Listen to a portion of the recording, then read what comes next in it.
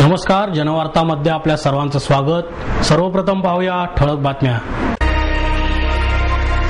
पुण्यातील सराफ असोसिएशनच्या बेमुदत बंदला मोर्चाने सुरुवात। झाडे लावा, झाडे जगवा आणि आपला परिसर सदाबहार करा, मास्टर ब्लास्टर सचिन तेंडुलकर याचा संदेश। पुण्यात कोणत्याच पक्षाची एक हाती सत्ता नसल्याने विकास कामांबाबतच्या निर्णयांमध्ये अडचणी येतात, उपमुख्यमंत्री अजित पवार यांची खंत। सोशलिस्ट पार्टीच्या अध्यक्षपदी ज्येष्ठ विचारवंत भाई वैद्य यांची निवड। समतोल विकास साधण्यासाठी राजकारणात सुशिक्षित महिलांची गरज आहे, खासदार सुप्रिया सुळे यांचं प्रतिपादन। स्मिता फिल्म्स अँड प्रोडक्शनचे सुमित पोफळे जगातील सर्वात वेगवान चित्रपटाची निर्मिती करणार। रामप्रसाद शर्मा लिखित ग्रामायण या पुस्तकाचे प्रकाशन ज्येष्ठ साहित्यिक रामदास फुटाणे यांच्या हस्ते संपन्न। आणि अल्फाब्रिक्स टेक्नॉलॉजीच्या क्लाउड बेस्ड सोल्युशन्स अंतर्गत फॉरेक्स कन्व्हर्टर या सॉफ्टवेअरचा आरंभ। पुण्यातील सराफ असोसिएशनच्या बेमुदत बंदला मोर्चाने सुरुवात करण्यात आली। महानगरपालिकेने सोने आणि चांदीवर केलेल्या अन्यायकारक जकातवाढीच्या निषेधार्थ पुणे सराफ असोसिएशनच्या वतीने सराफ दुकाने बेमुदत बंद ठेवली असून सकाळी 11 वाजता सोन्या मारुती चौकातून मारुतीची आरती करून मोर्चास सुरुवात झाली। हा मोर्चा सोन्या मारुती चौकापासून बेलबाग चौक आणि नंतर लक्ष्मी रोड मार्गे पुणे महानगरपालिकेवर नेण्यात आला। या संदर्भात पुणे सराफ असोसिएशनचे अध्यक्ष फत्तेचंद रांका यांनी सांगितले की महापालिकेने केलेली जकातवाढ जाचक असून पुण्यातील सोन्या चांदीच्या व्यापाऱ्यांनी त्यांच्या निषेधार्थ हे आंदोलन करण्याचा निर्णय घेतला, त्यामुळे दुकानदारांचे मोठ्या प्रमाणात नुकसान होणार आहे। या संपाला महाराष्ट्रातील जवळजवळ 150 सराफ असोसिएशन्सनी पाठिंबा दिला असल्याचे रांका म्हणाले। आमच्या मागण्या जोपर्यंत मान्य होत नाहीत तोपर्यंत आम्ही बेमुदत दुकान बंद ठेवणार असून महापालिकेसमोर उपोषण करणार आहोत। जकात अधिकारीही कायदेशीर परवानगी नसताना दुकानात घुसून बंदुकीचा धाक दाखवून व्यापाऱ्यांना दमदाटी करतात, तुमच्यावर मोका लावू, फसवणुकीचा गुन्हा दाखल करू अशा धमक्या देतात। जकात अधिकाऱ्यांचा हा त्रासही व्यापाऱ्यांना असह्य झाला आहे, हा त्रासही बंद झालाच पाहिजे अशी मागणीही या मोर्चा दरम्यान करण्यात आली। महापालिकेने सोन्यावरील जकात 35 पैशांवरून 3 रुपये केली असून ती 860% वाढली आहे, तर चांदीवरील जकात 35 पैशांवरून 1 रुपया केली असून ती 300% वाढली आहे। मुंबई शहरात सोन्या चांदींवर 10 पैसे, जळगाव शहरात 20 पैसे, नागपूर शहरात 10 पैसे तर कोल्हापूर शहरात जकातच नाही, मात्र पुणे शहरात 300 पैसे जकात घेतली जात आहे। राज्यातील शहरांच्या तुलनेत पुण्यात फार अधिक प्रमाणात जकात घेतली जाते। कार्यक्षेत्रात असलेल्या सराफांकडूनच ही जकात घेतली जात आहे, त्यामुळे केवळ पुणे परिसरातच सोने आणि चांदीची किंमत वाढलेली आहे। पुण्याजवळील ग्रामीण भागातील पिंपरी चिंचवड परिसरात सोन्या चांदीवर कमी जकात असल्याने पुण्यातील व्यापार 25% कमी झाला आहे। जकातवाढीमुळे पुण्यातील ग्राहकांना 10 ग्रॅम सोन्यामागे 700 रुपये तर 1 किलो चांदीमागे 600 रुपये जास्त मोजावे लागत आहेत। पालिकेच्या अशा धोरणामुळे सर्वांचेच नुकसान होणार आहे असेही झाडे लावा, झाडे जगवा आणि आपला परिसर सदाबहार करा असा संदेश मास्टर ब्लास्टर सचिन तेंडुलकर यांनी दिला। मैदानावर आपल्या खेळाने बहार आणणाऱ्या मास्टर ब्लास्टर सचिन तेंडुलकरने झाडे लावा, झाडे जगवा असा संदेश देत आपला परिसर सदाबहार करा असे आवाहन केले। केवळ झाडांवर प्रेम करू नका तर झाडे लावा आणि त्यांची काळजी घेऊन ती वाढवा अशी कळकळीची विनंतीही त्याने यावेळी केली। उंडरी येथील अमित एंटरप्राइजेसच्या गृहसंकुलाच्या परिसरात सचिनच्या हस्ते वृक्षारोपण करण्यात आले। यावेळी सचिन बोलत होता। यावेळी बांधकाम व्यावसायिक किशोर पाटे आणि इतर मान्यवरही उपस्थित होते। जगभर 5 जून रोजी वसुंधरा दिन साजरा झाला। आपला परिसर हिरवागार असावा अशी सगळ्यांची इच्छा असते, त्यामुळे केवळ झाडांवर प्रेम न करता झाडे लावण्यास पुढे आले पाहिजे। हा संकल्प केवळ झाडे लावण्यापुरता न ठेवता नंतर त्या झाडांची काळजीही घेतली पाहिजे। वृक्षारोपणाने याची सुरुवात करावी, नागरिकांनी या कामी पुढाकार घ्यावा, माझाही त्याला हातभार असेल असेही यावेळी सचिनने सांगितले। सचिनचे व्यासपीठावर आगमन होताच सचिन सचिन अशा घोषणांनी चाहत्यांनी त्याचे स्वागत केले। छोटेखानी कार्यक्रमात सचिनने आपल्या भावना व्यक्त केल्या। पुण्यात कोणत्याच पक्षाची एकहाती सत्ता नसल्याने विकास कामांबाबतच्या निर्णयांमध्ये अडचणी येतात अशी खंत उपमुख्यमंत्री अजित पवार यांनी व्यक्त केली. शहराची झपाट्याने होणारी वाढ कोणीही रोखू शकत नाही. अडीअडचणीतून प्रत्येक पालिकेला मार्ग काढावा लागतो. पण पुण्यात एका पक्षाचे निर्विवाद बहुमत नसल्याने विकासाबाबतचे निर्णय घेताना अडचणी येतात. विकास साधायचा असेल तर पुणेकरांनी याचा विचार करावा असा सल्ला उपमुख्यमंत्री अजित पवार यांनी दिला. चांदणी चौकातील 85 लाख लिटर क्षमतेच्या पाण्याच्या टाकीचे उद्घाटन पवार यांच्या हस्ते करण्यात आले. त्यावेळी ते बोलत होते. यावेळी महापौर मोहनसिंग राजपाल, शहराध्यक्ष ॲडव्होकेट वंदना चव्हाण, आमदार अनिल भोसले, म्हाडाचे अंकुश काकडे, जिल्हा परिषद अध्यक्षा सविता दगडे आदी मान्यवर उपस्थित होते. यावेळी बोलताना पवार म्हणाले, पुण्याला ज्याप्रमाणे रिंग रोडची गरज आहे तशीच मेट्रोचीही गरज आहे. परंतु आज मोनोरेल, मेट्रो हा भावनेचा प्रश्न बनला आहे. सध्या अनेक प्रकरणात राजकारण येत असून SRE स्कीम मध्येही राजकारण होताना दिसते.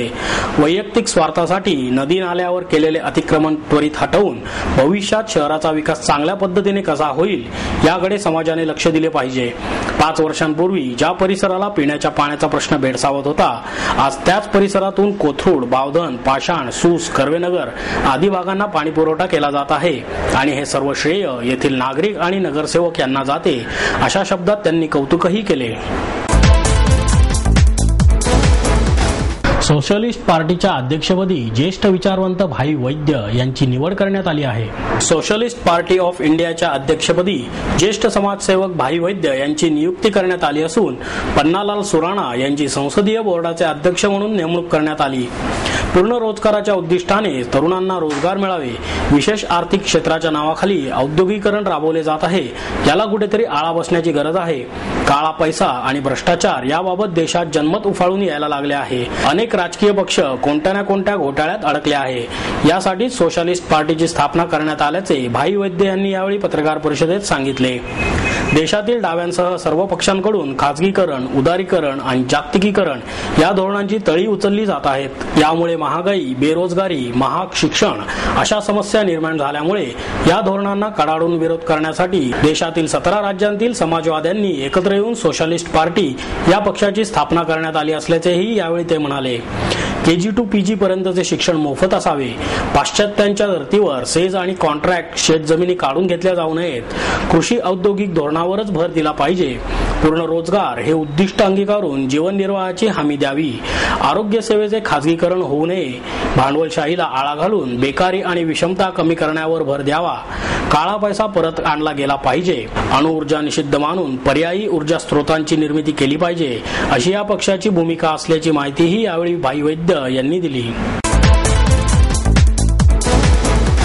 समतोल विकास साधण्यासाठी राजकारणात सुशिक्षित महिलांची गरज आहे असे प्रतिपादन खासदार सुप्रिया सुळे यांनी केले. स्थानिक पातळीपासून राज्य पातळीवरील राजकारणात महिलांना 50% आरक्षण देण्यात येणार असल्याने सर्व अधिकार महिलांकडेच जाणार आहेत. अशिक्षित महिलांना जबाबदारी पेलणे शक्य होईलच असे नाही. म्हणून राजकारणात सुशिक्षित महिलांची सध्या गरज आहे असे खासदार सुप्रिया सुळे यांनी सांगितले. पुणे महानगरपालिकेच्या वतीने वारजे येथे उभारण्यात आलेल्या विरंगुळा केंद्राचे उद्घाटन प्रसंगी त्या बोलत होत्या. यावेळी राज्याचे जलसंपदा मंत्री सुनील तटकरे यांच्या हस्ते बालोद्यानाचे उद्घाटन करण्यात आले. नगरसेविका दीपाली धुमाळ, बाबा धुमाळ, माजी उपमहापौर दिलीप बराटे, वासंती काकडे, विनायक लांबे यावेळी उपस्थित होते. पुढे बोलताना सुळे म्हणाल्या, महिला आरक्षणामुळे पंचायत समित्यांपासून ते विधानसभेपर्यंत अनेक महत्वाच्या पदांवर महिला विराजमान झाल्या आहेत. यापुढे प्रशासन आणि राजकारणात महिलांची संख्या आणखी वाढणार आहे. अशावेळी सुशिक्षित महिला महत्वाच्या पदांवर असल्या तरच योग्य निर्णय घेतले जाऊ शकतात. यावेळी सुनील तटकरे म्हणाले, सर्वसमावेशक विकास साधण्यासाठी सर्वात आधी पायाभूत सुविधांवर लक्ष केंद्रित करण्याची गरज आहे. पराग माटेगावकर, प्रमोद रानडे, राजीव जावळकर, अभय इंगळे, केदार परांजपे, मंजिरी जोशी, प्रज्ञा देशपांडे यांचा गाण्याचा कार्यक्रमही यावेळी झाला.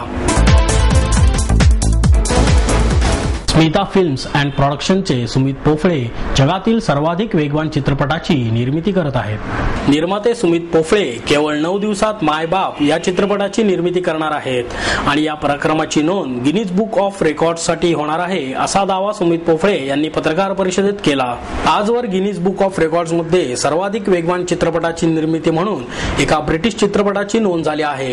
हा चित्रपट केवळ 13 दिवसात तयार झाला होता, तर त्याचा विक्रम मोडीत काढत कॅनेडियन निर्मात्याने केवळ 11 दिवसात चित्रपट निर्मिती केली होती, परंतु अलीकडेच इंडोनेशियामधील एका निर्मात्याने केवळ 9 दिवस 17 तासात चित्रपट निर्मिती करून उच्चांक गाठला आहे. परंतु पोफळे हे 9 दिवसात मराठी चित्रपटाची निर्मिती करून जागतिक विक्रम करणार आहेत. याबाबत ते पुढे म्हणाले की 9 दिवस म्हणजे चित्रपटाची कथा लिहिण्याच्या मिनिटापासून ते प्रदर्शनाच्या वेळेपर्यंत असणार आहे. सदर चित्रपट डिजिटल फॉर्मॅटमध्ये तयार होणार असून तो डिजिटल डॉल्बी असणार आहे.